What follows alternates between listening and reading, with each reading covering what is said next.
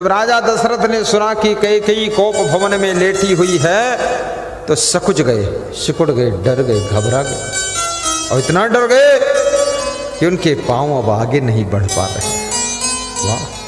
चक्रवर्ती सम्राट महाराजा दशरथ भगवान के पिताजी की ये दशा हो गई। भगवान भी हंस रहे हैं, धन्य हो पिताजी, बड़ा करिश्मा आपका चल रहा है। कोप भवन सुनि सकुचेरा। धीरे से कोप भवन में प्रवेश करते हैं महाराजा दशरथ। कैकेयी का हाथ पकड़ते हैं, पूछते हैं क्या दुख है। कैकेयी हाथ झटक देती है और कहती है मत छूना मेरा हाथ। हाथ को छूना नहीं। सब शांति से बैठे रहो, कुछ नहीं वहां कुछ नहीं है, वो ऐसे ही है, सांप का बच्चा निकला है। हाँ तुम इधर मत उठो, बैठे रहो। महाराजा दशरथ शूल कुली से ऐसी अंगमन हारे, तेरति नाथ सुमन सर मारे।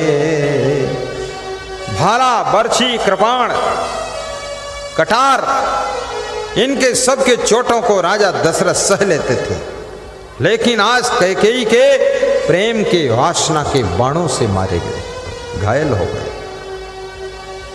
शूल कुली से ऐसी अंगमन हारे, तेरति नाथ सुमन सर मारे, तेरति नाथ सुमन सर मारे। कैकेयी का हाथ पकड़कर राजा दशरथ क्या कहते हैं?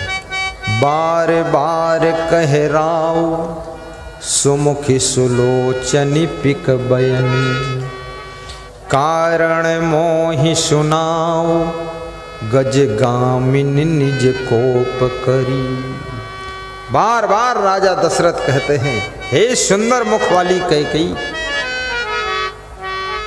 हाथी जैसी चाल चलने वाली कैकेयी, सुंदर नेत्रों वाली कैकेयी, कारण बता दे, तेरे दुख का कारण क्या है? तू बोल दे, किस रंक को, किस भिखारी को राजा बना दूंगा, और कोई राजा है तो इसको भिखारी बना दूंगा, लेकिन तू खुश हो जा। कहो के ही रंग कहीं करहूं नरेसु, कहो के ही न पहिनी कारम देसु। इतना ताकतवर महाराजा दशरथ आज कितना दीनहीन हो चुका है। ये वासना मनुष्य को कमजोर कर देती है, घुटने टेकवा देती है, नाक रगड़वा देती है।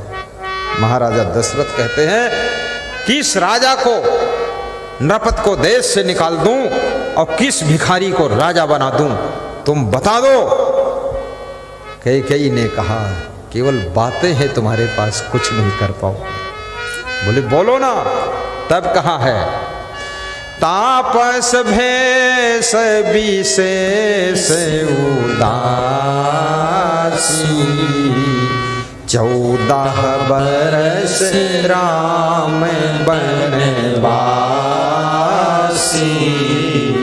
लो करो, तपस्वी का भेष पहना करके, उदासी का रूप धारण करा करके राम को 14 वर्ष का वनवास दीजिए, कर दीजिए। राजा दशरथ बहुत दुखी हो गए। भरत का राज तिलक कर दीजिए। राजा दशरथ क्या कहते हैं? कौने अवसर का भयो गयो नारी विश्वास, योग सिद्धि फल समय जिमी यति अविद्या नाश। किस अवसर पर क्या हुआ? जैसे कोई योगी जिंदगी भर साधना किया हो, तपस्या किया हो और मोक्ष पाने का समय निकट आ गया हो, उस समय उसकी वृद्धि भ्रष्ट हो जाए, उसकी तपस्या भ्रष्ट हो जाए, वही हाल मेरा हुआ। जो दशा उस योगी की होती है, पूरी जिंदगी साधना में तपस्या में गुजार दिया, लास्ट समय फिसल गया। ऐसे मेरी पूरी जिंदगी तो सुख से निकल गई। अब बुढ़ापे में राम को वनवास देने का मतलब है, राम ज्यों ही अयोध्या से निकलेंगे तो राम तो मेरे प्राण के समान है, राम का निकलना मेरे प्राणों का निकलना एक साथ हो जाए। अब मैं जी नहीं सकता हूं। चारों बेटों का विवाह हो चुका है, चारों पोतोहू आ चुकी है, अब सुख का समय आया है। अब ये कैकेयी की नाटक शुरू हो गई। क्या हो रहा है? कितने घरों में जब सुख का समय आता है, कोई एक व्यक्ति ऐसी नाटक करता है, सारा रंग में भंग हो जाता है। बार बार कह राव सुमुखी सुलोचन पिक बयनी, कारण मोहि सुनाओ गजगामिन निज कोप करी। अशोक ठीक है ना? खुश हैं आप? अशोक को बहुत प्रेम है। अशोक कह रहे थे हम लोग आपको फिर बुलाएंगे गुरुदेव, थोड़ा मेहनत करके सत्संग सुना दो आप, सबको अच्छा लगना चाहिए। इसमें कितने श्रोताओं का मन है कि गुरुदेव फिर से हमारे लाल सरैया गांव में आए और फिर सत्संग सुनाएं। जिनका ऐसा मन है वह हाथ ऊपर को मत उठाएं। आपने तो उल्टा हाथ उठा दिया। जिनका मन है वह दोनों हाथ ऊपर को उठा दे और ऊपर ऊपर ताली बजा दे। अशोक देख लो, शंभूलाल देख लो, राधे श्याम देख लो, चलो बच्चों इधर देखो, जोर से बजाओ ऊपर हाथ। सबका मन है। कल से सत्संग आज अच्छा हो रहा है। क्यों हो रहा है आपको पता है? ये लाइट बंद करवा दिया है।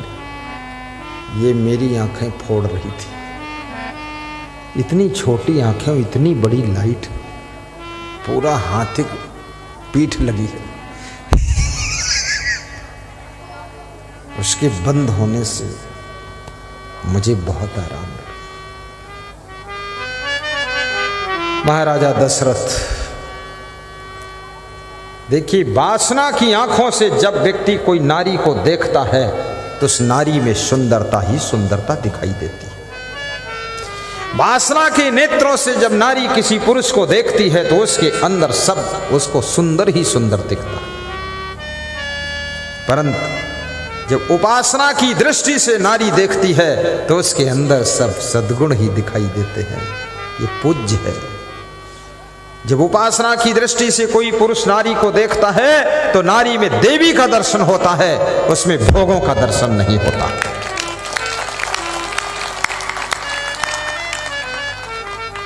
राजा दशरथ वासना की दृष्टि से कैकेयी को देख रहे हैं और क्या कहते हैं? राजा दशरथ बूढ़े हो गए तो कैकेयी क्या जवान थी? वो भी तो बूढ़ी हो गई। और बुढ़ापे में किसका मुंह सुंदर रहता है? तो महाराजा दशरथ कैसे कह रहे हैं कि सुमुखी, ये सुंदर मुख वाली कैकेयी। बुढ़ापे में सुंदर मुख कहाँ रहता? लेकिन वासना की आंखों से राजा दशरथ को बूढ़ा चेहरा कैकेयी का सुंदर दिखाई दे रहा। बूढ़ी आंखें जिनमें कीचड़ निकल रहा है, लिब लिब लिब लिब, वह आंखें राजा दशरथ कहते हैं कि सुंदर लोचन है तुम्हारे। क्या बुढ़ापे में किसी की आंखें सुंदर रहती? ये इतना कीचड़ बहता है इसमें। लेकिन वासना की आंख से देख रहे हैं इसलिए ऐसा दिख रहा। फिर कहते हैं कारण मोहि सुनाऊं गजगामिन निज कोप कर। अपने क्रोध का कारण बताइए। गजगामिन यानी हथनी जैसी चलने वाली। राजा दशरथ को अपनी पत्नी में हथनी दिखाई दे रही। गजब हो गई, पत्नी में हथनी, कमाल है। ये वासना का खेल है। लैला मजनू जब आकर्षित हुई एक दूसरे से, मजनू के मित्रों ने कहा, मजनू ये लैला इतनी बदसूरत है, इस पे तो क्यों दीवाना है। मजनू ने कहा, इससे सुंदर तो कोई लड़की ही नहीं। ग्राहक रीझे गधा ले। लैला के पिता ने नजर बंद किया कमरे में लैला को और डांटा और कहा, इससे अच्छे लड़कों के साथ विवाह कर देंगे हम। तो इस पागल मजनू के साथ कहां आकर्षित हो गए। लैला ने कहा, मुझे तो मजनू के अलावा कोई दिखता ही नहीं। पागलपन, ये वासना, ये काम वासना लोगों को पागल बना देती है और ये पागलपन सत्संग का ज्ञान उतार देता है और तुम्हें फिर से बहुत सुंदर बना देता है। इसलिए सत्संग में सुमुख सुलोचन पिक बड़े। मध्य प्रदेश में एक भक्त ने, पति पत्नी दोनों आए, बोले अब तो मुझे आत्महत्या करना पड़ेगा। हमने कहा क्या हुआ? अरे बोले लड़की जो है किसी और लड़के के साथ कनेक्शन बना रही, बोल रही उसी के साथ शादी करेंगे, मेरी तो इज्जत चली जाएगी। तो हमने कहा पहली बात, इस तरह की बात गुरुजी से बताना नहीं चाहिए, कहना नहीं चाहिए, गंदी बात है। बोले आखिरी में आपसे कहा है, आपका भक्त हूं मैं। तो हमने कहा तो ऐसा करो, एक बार लड़की को ले आओ, वो जानती है मुझे। बोले वो जानती है पर तुम नहीं जानते हो उसको। हमने कहा तुम ले आओ, वो जानती है तो काम हो जाएगा। उसको लेकर आए। माता पिता और बेटी को बैठकर 1 घंटे समझाया तो उस लड़की के खोपड़ी से वासना का भूत निकलकर भाग गया। उसने कहा गुरुदेव अब जो आप बताओगे वो कर देंगे। तो हमने कहा अब तुम जल्दी इसका विवाह दूसरी जगह करो, लेकिन इसको विवाह में कार दे देना एक। अब वो माथे पे हाथ धर के बैठ गए, कार। तो हमने कहा कार नहीं दोगे तो बेकार हो जाओगे, कुछ तो खर्च करना पड़ेगा। दूसरी जगह विवाह हो गया। वो बेटी लास्ट में कह रही थी गुरुजी ने मेरी जिंदगी बना दिया, नहीं तो मैं उस लड़के के साथ भटक जाती, सारी जिंदगी तबाह हो जाती। याद रखना, किसी बेटी को किसी बेटे को वासना की आंखों से आकर्षित होकर के किसी का चुनाव नहीं करना चाहिए। विवेक पूर्वक अपने माता पिता का सम्मान बनाते हुए अपने जीवन की डोर संभल कर किसी को सौंपना चाहिए। ऐरे गैरे नत्थु खैरे किसी को देख करके रीझ जाना, आकर्षित हो जाना अपनी जिंदगी को बर्बाद करने के अलावा कुछ भी नहीं। साहेब बंदगी